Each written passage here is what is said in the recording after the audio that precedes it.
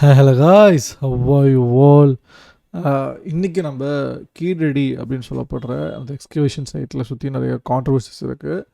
எக்ஸ்கவேஷனை 2 face முடிஞ்சு 3rd face நடக்கிறப்ப main இன்சார்ஜை project சூப்பர்வைசராக அமுச்சு விட்டாங்க, அஸ்ஸாமுக்கு ட்ரான்ஸ்ஃபர் பண்ணிட்டாங்க. அப்புறமேட்டா வேற ஒரு ஆளை போட்டு ஒரு 500 மீட்டர் மட்டும் நோண்டிட்டு இல்லை இதில் ஒன்றுமே இல்லைன்னு ஒரு ரிப்போர்ட்டை க்ளோஸ் பண்ண பார்த்தாங்க. அப்புறம் நிறையா பொலிட்டிக்கல் டென்ஷன் சீசன்லாம் போய் திரும்பியும் 4th 5th 6th 7th 8th 9th 10th இப்போ அவ்வளோ போயிருக்கு. இப்போ அயனேஜ் வரைக்கும் நம்ம கண்டுபிடிச்சிருக்கோம். இன்னும் அந்த 2nd 3rd நினைக்கிறேன், அந்த ஏர்லி ஸ்டேஜஸ் ஆஃப் அந்த ரிப்போர்ட்டே நமக்கு இன்னும் வெளியில் வரல. அது ஏஎஸ்ஐக்கிட்ட 2023 ஃபஸ்ட்டு அந்த ப்ராஜெக்டை ஃபுல்லாக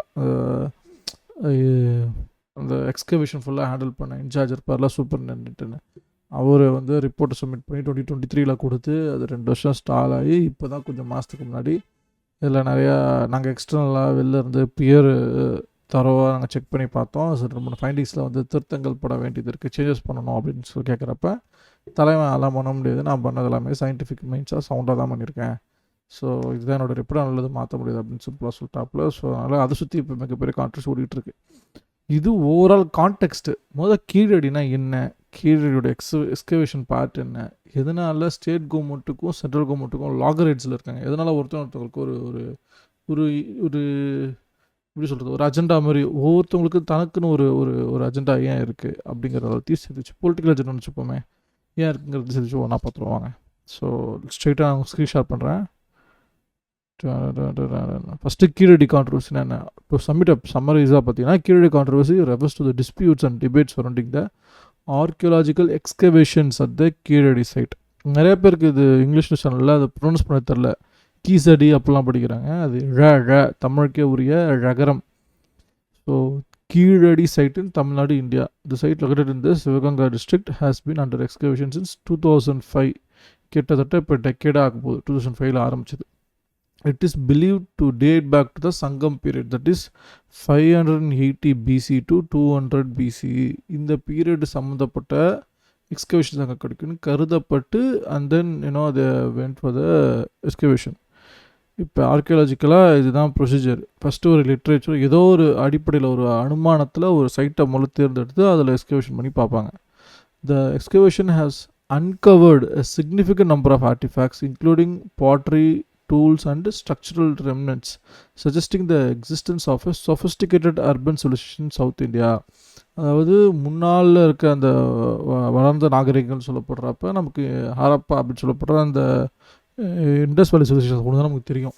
பட் ஆனால் இப்போ கீழடியிலிருந்து ஆர்டிஃபேக்ட்ஸ் அங்கே இருக்க பாட்ரி எல்லாத்தையும் கார்பன் டேட்டிங் பண்ணி பார்க்குறப்ப ஒருவேளை இங்கே இருக்கிற கீழடி இங்கேயும் நல்ல ஒரு அர்பன் பேஸ்டான ஒரு சிவிலைசேஷன் இருக்கிறதுக்கான சான்றுகள் இருக்குது. ஒருவேளை இங்கேயும் நம்ம இண்டஸ்ட்ரியல் சிச்சுவேஷனுக்கும் தொடர்பு ஏதாவது இருந்துச்சு, அப்பயே ஏதாவது வந்து இன்னும் ட்ரேடோ இல்லை ஏதாவது கல்ச்சுரலி ஏதாவது இன்டர்ஃபியரன்சஸ் ஒன்று இருந்து இன்னொன்று இல்லை, அங்கேருந்து இங்கே மைக்ரேட்றாங்களா, இங்கேருந்து அங்கே மைக்ரேட்றாங்களா அப்படிங்கிற மாதிரி அதை சுற்றி ஒரு விஷயமும் இருக்குது. அதெல்லாம் வந்து சயின்டிஃபிக்கில் இனிமேலுக்கு அப்புறம் தான் இன்னும் நிறையா எக்ஸ்பிரஷன் பண்ண முடியுமா தெரிய வரும் வேறு வேறு எவிடன்சஸ் மூலிமா.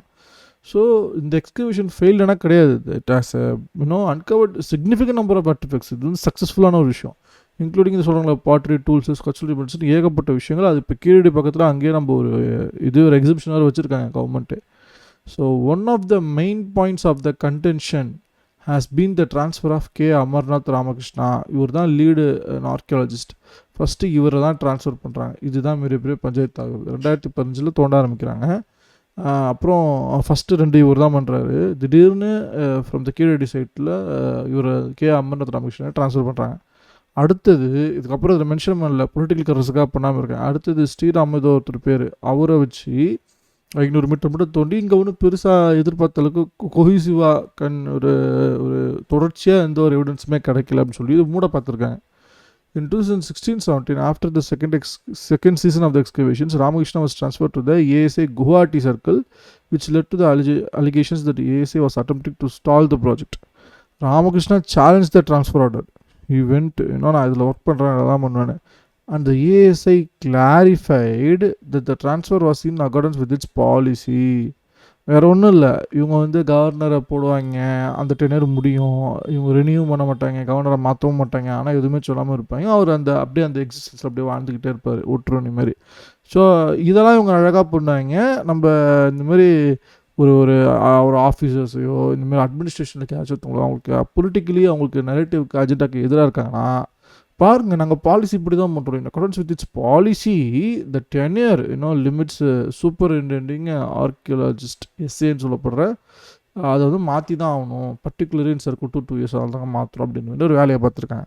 வேலையை மட்டும் பார்த்தாங்களா? அட்லீஸ்ட் அந்த ப்ராஜெக்டில் இன்வால்வ்டாக எக்ஸைட்டடாக இருக்க இன்னொருத்தவங்களுக்கு எந்தூசியஸ்டிக்காக ஒருத்தவங்க கொடுத்தாங்கன்னா கிடையாது, மூட பார்த்துருக்காங்க. உண்மையாலுமே இதில் மென்ஷன் பண்ணலை.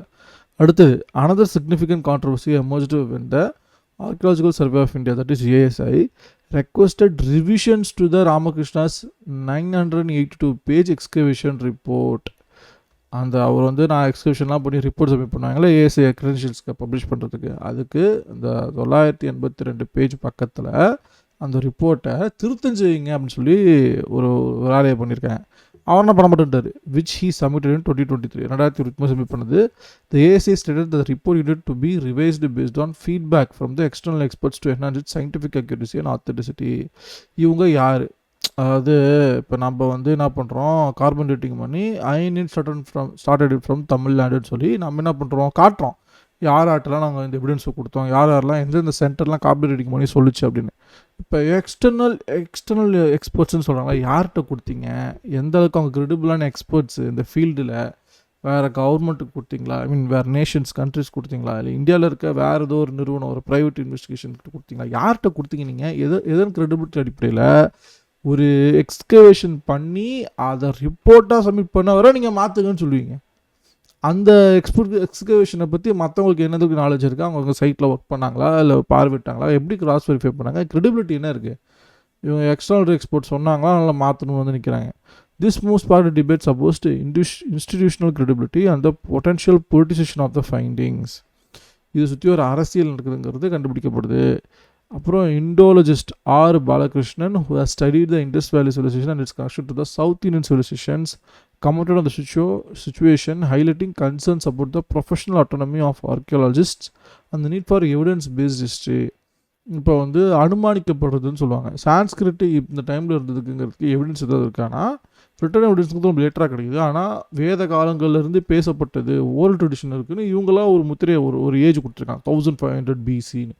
எந்த ஐடென்டிஃபிகேஷனில் எதை அடிப்படையில் சான்ஸ்கிரிட் 1500 வருஷங்களாக பேசப்பட்டிருக்குங்கிறத சொல்கிறாங்க. ஏன்னா அது ஓரலாக சமஸ்கிருத மந்திரம் பேசி and then they themselves using the Devanagari script or பிராகிருத்தை வச்சு சான்ஸ்கிரிட்டையே ஆக்சுவலாக அவங்க எழுத ட்ரை பண்ணியிருக்காங்க ரிட்டன் ஃபார்மில். அப்புறம் தான் சான்ஸ்கிரிட் கலப்புலாம் மற்ற எல்லா ரீஜியன்ஸ்லேயும் மற்ற லாங்குவேஜஸ் கூடலாம் இருக்குது. இப்போ சான்ஸ்கிரிட்டுங்கிறது 1500 BCலேயே இருந்தது, ஓரல் ட்ரெடிஷன்ஸாக அப்போதுக்கு முன்னாள்லேருந்து வந்துருக்குங்கிறது எதை வச்சு அந்த நம்பரை அரைவானாங்க. இங்கே இருக்க வேதங்கள் புராணங்கள் இத்தியாசங்கள் சொல்லுதுன்னு அதை அடிப்படையில் பேஸ் பண்ணி அவங்களே வச்சுக்கிட்டாங்களா, அதுக்கு என்ன எவிடன்ஸ் இருக்குது, பேக்கிங் எவிடன்ஸ், இதை ஜெனட்டிக்கலி ஆர்கியாலஜிக்கலி ஹிஸ்டாரிக்கலி வேறு ஏதாவது இருக்கா, ஒன்று கோரிலேட் பண்ணி இன்னொன்று சப்போர்ட் பண்ணுற அளவுக்கு அவங்க அஜெண்டாவுக்கு அவங்க என்ன பண்ணுவாங்க. இப்போ கிளாசிக்கல் லாங்குவேஜோட மிகப்பெரிய ஒரு பாலிட்டிக்ஸ் நான் உங்களுக்கு போட்டேன் பார்த்தீங்களா. கிளாசிக்கல் லாங்குவேஜ்னால் என்ன, உயர்தனி செம்மொழி தமிழ்னு சொல்கிறாங்க. செம்மொழிகளிலேயே உயர்தனி செம்மொழி சுயமாக இருக்கக்கூடிய ஒரே மொழி தமிழ் மொழின்னு. இப்போ கன்னடாவால் சான்ஸ்கிரிட்டை திறந்து அதில் தனியாக இயங்க முடியாது. மற்ற எல்லா லாங்குவேஜும் சரி, தெலுங்கு ஆகட்டும் மலையாளம் ஆகட்டும், கிளாசிக்கல் லாங்குவேஜ்னு இப்போ ரீசனாக கொடுக்கப்பட்ட பெங்காலி பற்றி எனக்கு அவ்வளோ நாலேஜ் இல்லை. பட் ஆனால் பெரும்பாலும் பிராகிருத் மட்டும் எனக்கு தெரிஞ்சு ரொம்ப ஏன்ஷியன் டைம்ஸ் வந்து இருக்குது. அதனோட இன்ஃப்ளூயன்ஸ் எங்கே இருந்துன்னு தெரியல, சான்ஸ்கிரிட்டுக்கும் எப்படி இருக்குன்னு தெரியல. இந்த மேஜரான ட்ரிவிடியன் லாங்குவேஜஸ் அதர் தென் தமிழுக்கு எல்லாமே ஏதோ ஒரு எக்ஸ்டர்னல் லாங்குவேஜோட இன்ஃப்ளூயன்ஸ் மூலிமா லோன் வேர்ட்ஸ் மூலிமா அப்படி தான் இருக்குது. ஆனால் தூய பழைய கன்னடம்னு ஒன்று இருக்குது, அதுக்காக தான் கன்னடா லாங்குவேஜ் கிளாசிக்கல் கொடுத்தோன்னு சொல்கிறாங்களா, இல்லை எப்படி எக்ஸ்டர்னல் இன்ஃப்ளூயன்ஸ் ஃபுல்லாக ஒன்றுத்துக்கு எப்படி தனி ஒரு செம்மொழிங்கிற அடையாளத்தை கொடுத்தீங்க. அது ஏன்ஷியன் டைம்ங்கிறது 1500 to 2000 years, அதில் லிட்ரேச்சர்லேயே ஏதாவது ஒன்று இருந்துச்சுன்னா கண்டிப்பாக கொடுத்துருவோங்கிற மாதிரி ஒரு மைண்ட் செட்டுக்கு வந்துட்டாங்க. அந்த ஏஜ் எப்படி டிஃபைன் பண்ணிங்க, அதுக்கும் ப்ரீடேட் ஆகிறதுக்கு வேறு ஏதாவது ஸ்பெஷல் கேட்டகரி இருக்கா, எதுவுமே இல்லை. அப்படியே 19 அடிச்சு விட்ருக்காங்க. இப்போ ரீசெண்டாக கன்னடாலாம் விடுங்க, இப்போ ரீசெண்டாக வந்து ஐ திங்க் மராத்தியா பெங்காலி நிறைய லாங்குவேஜ் கொடுத்துருக்காங்க. அதெல்லாம் அகெயின் வாட்டுன்னு தெரியல. இப்போ முன்னாடி ஒரு 7 இருந்துச்சு, 6 இருந்துச்சு நினைக்கிறேன். கரெக்ட்டு. முதல்ல ஒரு 6 இருந்துச்சு. இப்போ ஒரு 4 ஐ திங்க் 5 சேர்த்துருக்காங்க. 11 இருக்குன்னு நினைக்கிறேன். Classical languages of India. So என்ன அடிப்படையில, எந்த எக்ஸ்பர்ட்ஸ் வச்சு, எந்த ரெக்கமெண்டேஷன் இது பண்ணுறாங்கன்னு ஒன்றுமே புரிய மாட்டேங்குது. இதுக்கு பின்னாடி என்ன இருக்குன்னா, டெஃபினெட்லி ஒரு இந்தியன் ஹெரிட்டேஜ்னு அங்கங்கே அந்தந்த இடத்துல ஒரு ஒரு ஒரு இது வேணும். என்ன சொல்கிறது, ஒரு பொலிட்டிக்கல் ரெலவென்ஸ் வேணும் அந்த பார்ட்டிக்கு. அதனால் அவங்க இதெல்லாம் பண்ணுறாங்களோ அப்படிங்கிறது யோசிக்க தோணுது. ஸோ ஆர் பாலகிருஷ்ணன் அவருங்கிற என்ன சொல்லியிருக்காருன்னா, he has studied extensively in the Indian solution and is connected to the South Indian solution, commented on the situation, highlighting the concerns about the professional autonomy of the archaeologist. எப்படி ஒவ்வொரு இன்ஸ்டிடியூஷன்ஸும் இங்கே வந்து ரொம்ப செயலிழக்கப்படுதோ, நீர்த்தி செய்யப்படுதோ, இந்த ஆர்எஸ்எஸ்கார்களால் இல்லை ஏதாவது அஜெண்டா மூலியமாக அது வந்து நீர்த்தி செய்யப்படுகிறதோ, கரப்ட் ஆகுதோ, இன்ஸ்டிடியூஷன் கரப்ட் ஆகுதோ, அந்த மாதிரி ஆர்கியாலஜிக்கலும் கரப்டாக இருக்குமோ. ஏன்னா இவங்க ஃபைண்டிங்ஸை வச்சு தான் சுப்ரீம் கோர்ட் வேர்டி கொடுக்குது. இங்கே ராமர் பிறந்த பூமி, இங்கே இருக்க இத்தனை மக்கள் நம்புகிறாங்க, அதனால இங்கே கோயில் ராமர் கோயில் தான் கட்டணும், இதுக்கு பதிலாக இந்தியாவுக்கு நிலம் இன்னொரு இடத்துல கொடுக்குறாங்க, மசூதி கட்டிவான்னு இருந்த மசூதி வச்சுட்டு கட்டினேன். அதுக்கெலாம் காரணம் என்ன? அகெயின் ஆர்கியாலஜி சர்வே ஏஎஸ்ஐயோட ரிப்போர்ட்டும் அதில் அடங்கியிருக்கு. இது எல்லாமே ஒரு ஹிந்துத்துவ அஜெண்டாவோடு செயல்படப்படுதோ அப்படிங்கிற ஒரு சந்தேகமும் இருக்குது.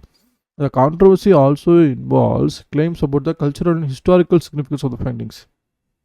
தமிழ் பாரம்பரியம், தமிழோட தொன்மை, மொழி, கலாச்சாரம், அப்புறம் வாழ்வியல், இதோட கண்டுபிடிப்புகளால் இதோட ஹிஸ்டாரிக்கல் சிக்னிஃபிகன்ஸ், அதாவது எந்த அளவுக்கு ஒரு மூத்தக்குடின்னு சொல்லுவாங்களே, எவ்வளோக்கு எவ்வளோ தமிழினம்ங்கிறது மூத்தக்குடியாக இங்கே இருக்குது, அது எந்த அளவுக்கு அர்பன் சிவிலைசேஷன், அதாவது நகர நாகரிகத்தோடு வாழ்ந்துருக்காங்கங்கிறதெல்லாம் வெளியில் கொண்டு வரத்துக்கு விடக்கூடாது அப்படிங்கிறதன் மூலயமா.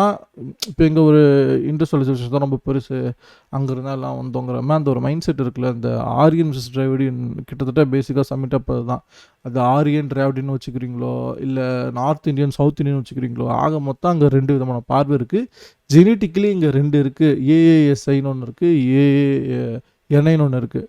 ஸோ இங்கே genetically south Indian, north Indian 2 விதமான தேசிய இனங்கள் தான் இங்கே இருக்காங்க. ஈவன் டோ எல்லோரும் மைக்ரேட் ஆகி வேறு எங்கே இருந்து இங்கே இடம்பெயர்த்து வந்திருந்தாலும் இப்படி தான் இங்கே இந்தியாவோட ஜீனை 2ஆக பிரிச்சிடலாம் சிம்பிளாக.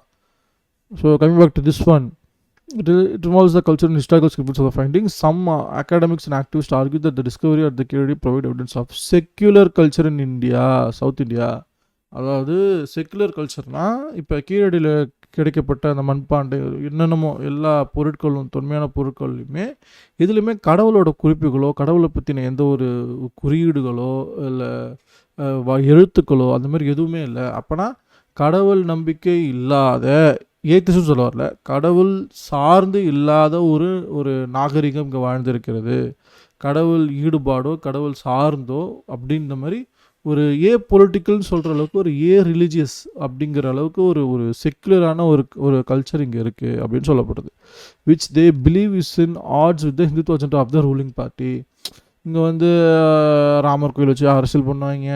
அதுக்கப்புறம் அதுக்கு முன்னாடி வந்து விநாயகர் ஊர்வலத்தை வச்சு அரசியல் பண்ணுவாங்க, ரத யாத்திரை வச்சு அரசியல் பண்ணுவாங்க. அப்புறம் ராமர் கை கொடுக்கலன்னு அடுத்தது இவர் பேர் என்ன, ஜெகநாத், அவர் ஒடிசாவில் இருக்க ஜெகநாத்தை அவரை வச்சு அரசியல் பண்ணாங்க. இந்த மாதிரி டிஃப்ரெண்ட்டாக அஜெண்டா வச்சு மாறிக்கிட்டே இருக்காங்கள்ல. அவங்களுக்கு சவுத் இந்தியாவில் செக்குலராக முன்னாடியிலேருந்தே இப்படி ஒரு பாரம்பரியமான ஒரு உயிரினம், ஒரு மனித இனம் வாழ்ந்திருக்குங்கிறது அவங்க அஜெண்டாவுக்கு அப்போசிஷனாக இருக்குது. அவங்களோட குறிக்கோள் பொலிட்டிக்கல் ரெட்டரிக்கோ, இல்லை அவங்க பரப்புன்னு நினைக்கிற விஷயத்துக்கோ அதுக்கு எதிராக இருக்குங்கிறதால இதை வெளியில் வரக்கூடாது, தடுக்கிறாங்க அப்படின்னு சில பேர் சொல்கிறாங்க. On the other hand, critics have questioned the links between the Kiradi site and the Indus Valley Civilization, noting that the Kiradi site is dated to the 200 BCE, which is more than 2000 years after the start of the mature Indus Valley Civilization. அதாவது இன்னொரு பக்கம் வேறு என்ன சொல்கிறாங்கன்னா, இந்த கீழடிக்கும் Indies வேலி சிவிலைசேஷனுக்கும், அதாவது இந்த ஹரப்பா மொஹஞ்சதாரோன்னு சொல்லப்படுற நாகரிகங்கள், சிந்து சமவெளி நாகரிகம் இருக்குல்ல, அந்த கீழடிக்கும் அதுக்கும் தொடர்பு இருக்குன்னு நம்பப்படுறவங்களுக்கு என்ன சொல்கிறாங்கன்னா, Keezhadi cited to date 200 BC. நான் சொன்னல, அது என்னவா அனுமானிக்கப்படுதுன்னா 580 BCலேருந்து 200 BCக்குள்ளே இருக்கலாம் அப்படின்னா அனுமானிச்சுட்டு அதை எக்ஸ்கவேஷன் பண்ணுறாங்க. இப்போ கீழடி சைட்லேருந்து இட் இஸ் டேட்டட் டு 200 BCங்கிறதால which is more than 200 years after the start of mature Indus valley civilisation. அதாவது இண்டஸ் வேலி சிவிலைசேஷன் வந்து மெச்சூர் இன் த சென்ஸ் ஒரு நல்ல ஒரு நகர நாகரிகத்தோட நல்லா தழைத்தொழிஞ்சதுக்கு 2000 வருஷம் பின்னாடி தான் கீழடிங்கிற ஒரு சைட்டு அதுக்கான டேட்டிங் எல்லாம் இருக்குது. அதனாலேயும் வெளில விடாமல் பண்ணுறாங்க அப்படிங்கிற மாதிரி சொல்கிறாங்க. அகைன் தெரியல. In response to the controversy, Tamil Nadu's finance minister Thangam Thennarasu, he also manages the archaeological portfolio, accused the union government of undermining Tamil history, while ASA defended its decision to request revisions, stating that all excavation reports undergo thorough peer review. இப்போ நம்ம ஊரில் இருக்க DMK அரசில் நம்ம state government, Tamil Nadu state கவர்மெண்ட்லேருந்து நிதி அமைச்சர் தங்கம் தென்னரசு அவர்கள் என்ன பண்ணுறாங்க, ஒன்றிய அரசாங்கத்தை பார்த்து தமிழரோட வரலாற்றை நீங்கள் வந்து மறைக்க பார்க்குறீங்க. அப்புறம் அந்த ஒரு இன்டர்வியூவே ஒன்று இருக்குது, பூனை கண் மூடிட்டா உலகம் இரண்டு இடமாங்கிற மாதிரிலாம் பேசி இந்தமாரி உங்களுக்கு வந்து இங்கேயே இப்போ எங்களை செகண்ட் கிளாஸ் சிட்டிசன் மாதிரி எங்களை வந்து நீங்கள் ஃபீல் பண்ண வைக்கிறீங்க, ட்ரீட் பண்ணுறீங்க அப்படின்னு சொல்லி ஒரு கிளைமை போட்டு விட்டாப்புற. அதுக்காக அங்கே இருக்க யூனியன் மினிஸ்டர் என்ன சொல்லியிருக்காங்க அப்படின்னா, இல்லை எங்களோட இது ஸ்டாண்டர்ட் ஆப்ரேட்டிங் ப்ரொசீஜர் மாதிரி எந்த எக்ஸ்கிரிப்ஷன் ரிப்போர்ட்டாக இருந்தாலும் நாங்கள் தரவாக பியர் ரிவ்யூங்கிறது அது கூட இருக்க சயின்டிஃபிக் கம்யூனிட்டியில் அது கூட செயல்படுற மற்றவங்ககிட்ட கருத்துக்கு இப்பெல்லாம் கேட்டு திருத்தங்கள் செய்யப்படணுமாங்கிறதெல்லாம் கிராஸ் வெரிஃபை பண்ணி தான் நாங்கள் பண்ணுவோம். இது ஸ்டாண்டர்ட் ஆப்ரேஷன் ப்ரொசீஜர் மாதிரி சொல்லியிருக்காங்க. The debate continues with concerns about the delayed recognition of the findings and the potential impact on the understanding of ancient Tamil history. இதன் மூலயமா 2015 ஆரம்பித்து 16-17 ட்ரான்ஸ்ஃபர்லாம் தூக்கி போட்டு ஒரு 2017-18 நடந்த எக்ஸ்கவேஷன் ரிப்போர்ட்டை 2023 ஒரு கம்ப்ளீட்டாக அவர் திரும்ப அவர் இங்கேயே போட்டிருக்காங்க. அவர் 2023 ஃபுல்லாக எக்ஸ்கவேஷன் ரிப்போர்ட்டை முடிச்சு கொடுத்து சப்மிட் பண்ணிட்டார். 2025 ஏதோ காரணம் காட்டி வெளியில் விடாமல் பண்ணுறாங்க. ஒன்று மொத்த ரிப்போர்ட்டே வெளியில் விடு, பப்ளிக் ப்ளேஸ் கொடு, அதுக்கப்புறம் அக்செப்ட் பண்ணிட்டு அடுத்தது எதன் அடிப்படையில் நீங்கள் வந்து இதை ஏற்றுக்க முடியாதோ இல்லை நம்ம திருத்த முடியும்னு எதோ அடிப்படையில் சொல்கிறீங்க, எந்த எக்ஸ்பர்ட்டை கன்சல்ட் பண்ணிங்க, மக்கள்கிட்ட தெளிவாக ஓப்பனாக பப்ளிக்கில் வந்து பேசுங்க, பப்ளிக் ஃபோரமில் அப்படிங்கிறது தான் தமிழ்நாடு கவர்மெண்ட்டு வைக்கிற ஒரு விஷயம். அவங்க அக்யூஸ் பண்ணுற யூனியன் கவர்மெண்ட்டு இந்த வேலை தான் பண்ணுது. தமிழோட வரலாறும் அந்த ஒரு பண்பாடும் வெளியில் தெரிஞ்சிடக்கூடாது அப்படிங்கிறதுக்காக ஒரு அரசியல் சதி தீட்டப்படுதுங்கிறது தான் அவங்க சொல்கிறாங்க. ஸோ இது overall synopsis of Keezhadi controversy. So that's it guys. I hope it was very informative for you regarding this Keezhadi excavation report. உங்களுக்கு நான் பட்ட கண்டென்ட் பிடிச்சிருக்கேன் லைக் பண்ணுங்கள். உங்களுக்கு ஏதாவது ஒப்பீனியன்ஸ் இருக்குது, ப்ரோ இதை பற்றி நீங்கள் பேசலை, இதை பற்றி நீங்கள் ரியாக்ட் பண்ணல அப்படிங்கிற ஏதாவது உங்களுக்கு சஜஷன்ஸ் இருக்கிறனால அதையும் make use of the comment section, let me know. And if you want to support me, hit that subscribe button. That's the only you can support an upcoming YouTubers like me. கூட்டு சீக்கிரம் இன்னும் நல்ல video சந்திக்கிறேன். I'll take a bye. See you all. Peace out.